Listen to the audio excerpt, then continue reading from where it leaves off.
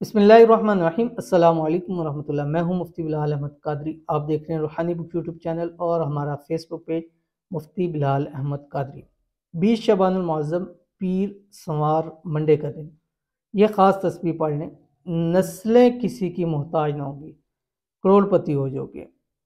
शाबानुल मुअज़्ज़म का बबरकत रहमतों वाला फजीलतों वाला महीना चल रहा है, अपने अख्ताम को है क्योंकि 20 शाबान आ गई है और आखिरी एक ही अशरा रह गया रमज़ान आने में। तो अभी से रमज़ान की तैयारियां शुरू कर दें और रोज़ाना का हम आपको मुजरब तरीन वजीफ़ा भी देते हैं और साथ आपको डेट्स भी पता चल जाती हैं कि रमज़ान आने में कितने दिन बाकी रह गए हैं।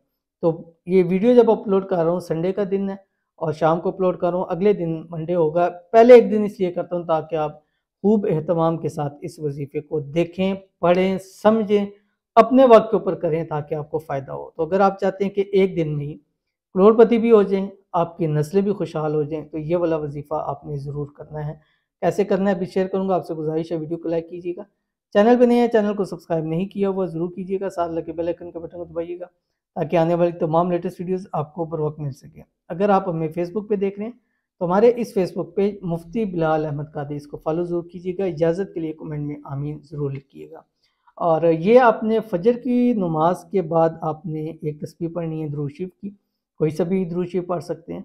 उसके बाद मगरिब की नमाज तक आपने 515 मरतबा 515 मरतबा आपने कुरान पाक की ये आयत पढ़नी है जो आपकी स्क्रीन के ऊपर आ रही है। बिस्मिल्लाहिर्रहमानिर्रहीम।